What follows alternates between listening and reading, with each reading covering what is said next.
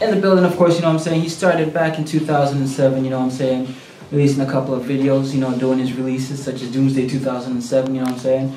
He's been doing his thing with artists such as Real Deep Brown, LG Toronto, and you know, he's trying to make his presence known in the Toronto hip-hop scene. We've got a young gentleman by the name of Young Allwood in the building. Yes, How you doing? Yes. What's good, Royalty Radio? What's up? That's what it is, man. How you doing, man? I'm good, man. Just here, man. That's it, man. Welcome to Royalty Radio for sure. Of course, you know, we always want to start off with the names. We're always trying to figure out where the names are, you know, why the names happen, of course, why they come about. Young Allwood, how did that name come about?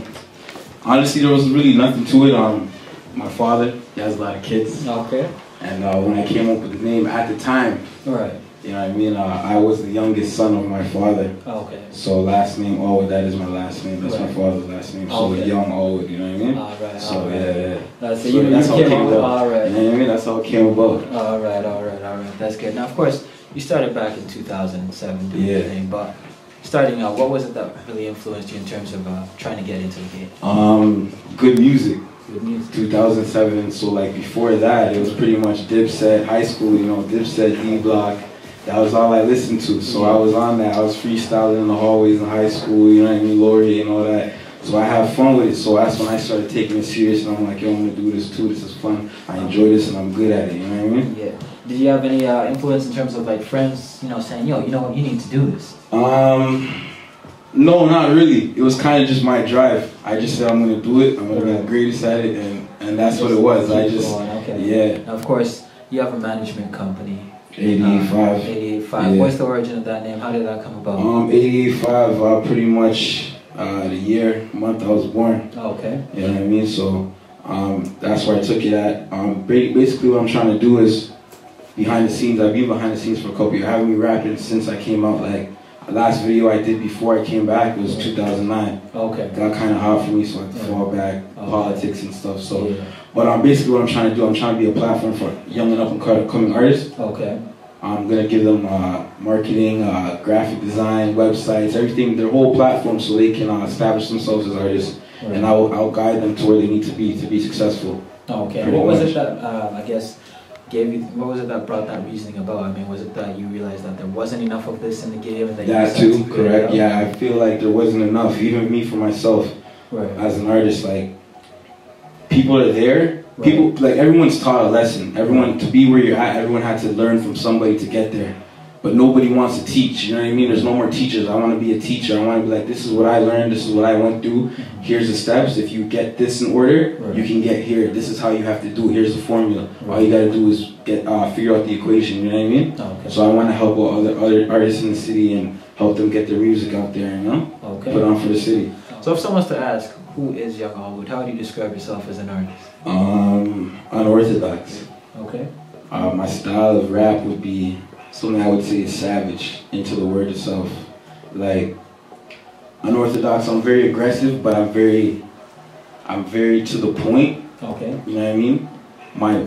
If you listen to my music, I'll be hard hitting here, but then I can be deep and intellectual here, you know what I mean? Right. I can talk to the ladies in one song and then talk to my boys in the next song, you know what I'm saying? Like, whatever song I'm thinking of to write, I get to the point, but in a savage manner, aggressive to the point, you know what I mean? Okay. So that's who I am for the most part. Okay. Now, of course, when you're in the studio doing your recording, what's your mindset like? Is it just in and out? Is it I'm there to just chill for a bit, then chill out, have my homeboys over, we all chill out, vibe out, or what is it? It's all business. It's all business. It's all business. I'm in the booth. Yeah. You gonna get this work. You know what I'm saying? You gonna get this work. You know what I'm saying? It's not a game. When I'm in the booth, I'm in the booth. Let's go. Yeah. That's what it is. So, time is money. Yeah, exactly. So that's how I look at it. It's not a joke thing. Most definitely. And of course, going back to the mandate of the company, helping other artists and bringing up talent and stuff like that. Where do you see it going? How far do you see it reaching? I see it going far. I have the drive. I have the drive to get it done. It's just I gotta find the right talent. I gotta find the right artist to work with. Right. A lot of artists, they just make songs and oh yeah, someone's gonna find me and I'm gonna bust. Right. I'm gonna become a big star. It doesn't work like that. Right. You gotta have the drive. And like I was saying earlier about teachers not teaching, there's a lot of things about this music industry, especially in Canada, that these artists don't know. Even myself, I'm learning to this day, like how to get a song on the radio, all the stuff you have to do. Like, it's crazy. There's so much stuff you have to know before you really release your music out there for people, because people could just steal it, people could do whatever they want. You know what I mean? So I want to teach them that. Okay. Yeah. And how many people are part of this team so far in terms of? So far, I got me, a manager. Okay. I think my man LG, he's in the building. He's down for it, you know what I'm saying? He's kind of my mentor right now. He's teaching me a lot, so. Okay. You know, we're talking about the mixtape 2813. What was the idea behind that title? 2813. Basically, me and Brown sat down. We were talking. You know, he was behind bars for a couple years, and we were just talking like, what are we gonna do when he comes home? What's a code name? You know what I'm saying? Okay. So we came up with a code name for the takeover, and now it's 2813. You know what I'm saying? Okay. So that's what we just called it for the takeover, and we just assessed it as that, and started working on the album. Okay. Now, of course, what's the sound? What's the type of sound that you're trying to go into with this mixtape? This mixtape, personally, it was more like we approached it as an EP. Okay. We kind of wanted to hit everything, like every kind of genre. You know what I'm saying? We didn't just want to be rappers, we want to be artists. So we have club pop songs. We have hardcore rap songs for the gangsters. We got lady songs. You know what I'm saying? We got a little bit of everything mixed out, splashed out everywhere on the CD. You know what I'm saying? So that's that was our approach on it. We want to hit every target market. Okay. Yeah. Now, of course, you have 13 tracks on the mixtape. Our production with the likes of LG, who's right here. LG, Vibes Beats, Young Focus, Arab Music Pops on the beat, Boy Wonder. Yeah. How did you go about choosing the producers for this mixtape? To be honest, it was just people just came around. You know what I'm saying? And they were like, yo, I'm feeling your stuff. Here's a beat, here's a beat, here's a beat type thing. You know what I mean? Okay. I used to talk to Boy Wonder on like MSN Messenger way back in the day. You know what I'm saying? Yeah. And we have a couple mutual friends. So one of our mutual friends, Keys. Right.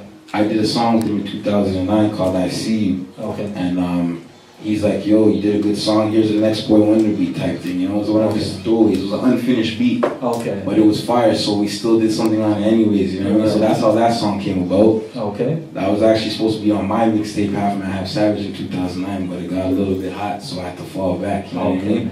But yeah, I met LG, and then me and him started working. Okay. And just going crazy ever since. The first track we ever did together was the introduction. The introduction, okay. And then he liked that, I liked that beat, he liked my verse, and it was a rap ever since, the whole mixtape pretty much. Okay. Young Focus, he's a producer in the States. Right.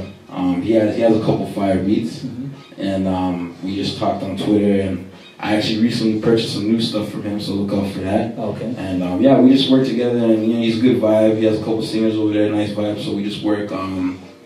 Yeah, pretty much it still. Okay, most definitely. Now, of course, you're talking about LG. LG's right here, man. How you doing? Yes, sir. How's it going? I'm good. You know, introduce yourself to the people. LG Toronto, you know, I'm a producer out of Toronto. Okay. Songwriter. Pretty much say the whole package, I guess. Yeah. Been around music all my life, you know, so. Okay. Pretty much do everything. Except for engineering. Won't even touch that. Yeah, I let the engineers do it. Shout out Eastwood. Okay. Okay, now of course, how did you end up associating with Young Allwood? Man, it was just mutual, being at the right place at the right time. Right. I met him through D Brown, actually. Okay. And D Brown is, you know, a regular at the studio that I work out of. Okay. Clint Eastwood. So yeah, I met him through D Brown, and ever since then it's been magic. Okay. You know, pause. But well, yeah, I mean, he banged out the first track. Right. And ever since then, I was like, you know, he has talent. Was it his work that impressed you, or what was it specifically about it?